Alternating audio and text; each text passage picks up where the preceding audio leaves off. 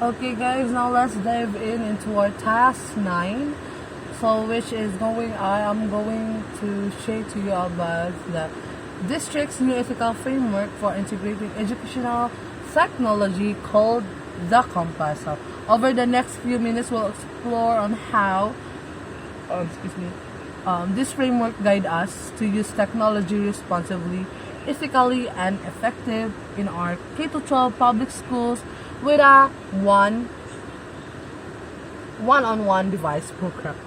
So, as many of you know, our district has recently rolled out a one-on-one device program, providing every student with a Chromebook or iPad. So while this opens door to incredible learning opportunities, it also presents an important ethical challenges, especially around privacy, equity, and well-being and responsible use. So yes, so we already know that uh, the technology is so rampant nowadays that also we are really not responsible on doing it.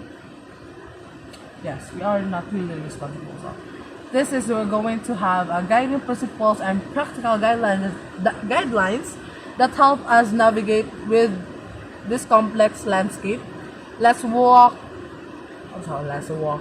So let's walk through the five core principles. So number one is privacy and data security. So protecting students and staff data is paramount. Our guidelines include educating students about their digital footprints, teaching them safe password, and how to spot suspicious activities. So number one is privacy and data. So we all know that some of us really are not careful when putting some important information in our social media platforms. So in here, we're going to educate our students to in their digital footprints that we are going to tell them that let's not put some important informations that are not necessary on the digital in our digital footprint. So the second one is equity and access. So technology shouldn't widen the gap for students facing socio-economic challenges or special needs. So our guidelines ensure devices are distributed fairly and support is provided for students who lack reliable internet, think hotspot or community Wi-Fi. So in this the next one is the equity and access. So we students or we speech educator, our guidelines will going to ensure our devices that are distributed fairly and supports are provided for the students such as Wi-Fi or connections that our students are able to access freely and freely and unlimitedly. Unlimitedly. Okay. So the next one is well-being and human connection. Excessive screen time can lead to fatigue and social isolation.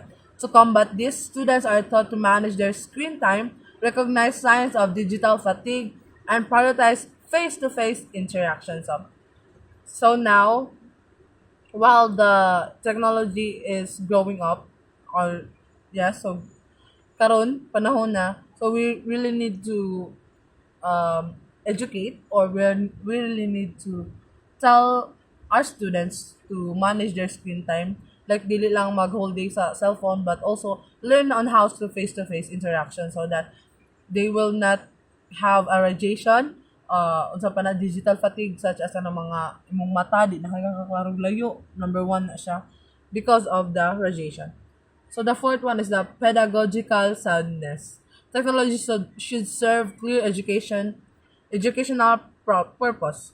We emphasize that digital tools are not just replacement but enhancements, helping students to create, collaborative, and critically evaluate information. And finally is transparency and accountability. Everyone needs to understand the rules. Students learn about acceptable use consequences and who to approach with questions or concerns. So we have So we really need to do the five principles so that we can have the easy access, or the we can develop the compass activity so that our students would not dili maglisod when it comes to this activity. So the next one is, let's dive into the conclusion. Is the compass is more than just a set of rules. It's a shared of commitment to use educational technology ethically, responsibly, in a way that benefits every learner. So, ang atong the compass activity, or the our performance task, is not just all about rules, not just a principle, but also a reminder to each and everyone that we should learn on how to use technology ethically, responsibly, and in a way that benefits every learner, but on how what is the advantages and the disadvantages when using technology. So number one is that we have some principles nga ato ang need to apply to our students and also to our other members in the community, that we really need to apply so that we can have a brighter future ahead. So by working together, students, parents, teachers, and administrators, we can harness the power of technology while upholding our district's values and safeguarding our community.